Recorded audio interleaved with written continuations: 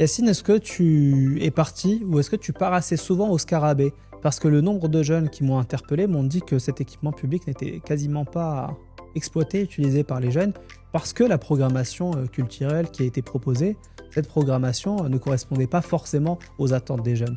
Donc toi qui as aujourd'hui 21 ans, c'est ça?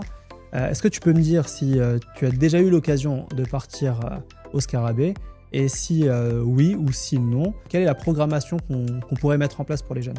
Moi, durant plusieurs années, je n'ai plus du tout posé les pieds au Scarabée. Alors que lorsque j'étais beaucoup plus jeune, durant mon adolescence et mon enfance, j'y allais fréquemment. Avant 2020. Exactement. J'ai eu l'occasion d'y aller plusieurs fois pour des projets culturels qui étaient pour les enfants, mais également pour les adolescents. Mais depuis 5-6 ans à peu près, je n'y suis jamais allé.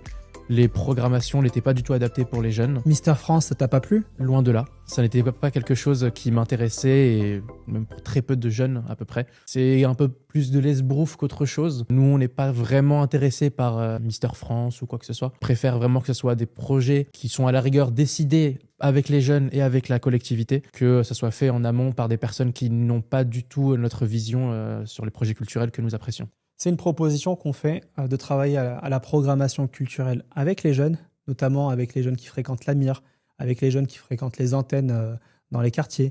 Donc de travailler sur une programmation qui correspond aux attentes de la jeunesse, c'est important. La jeunesse aujourd'hui, c'est plus de 50% des habitants à la Verrière.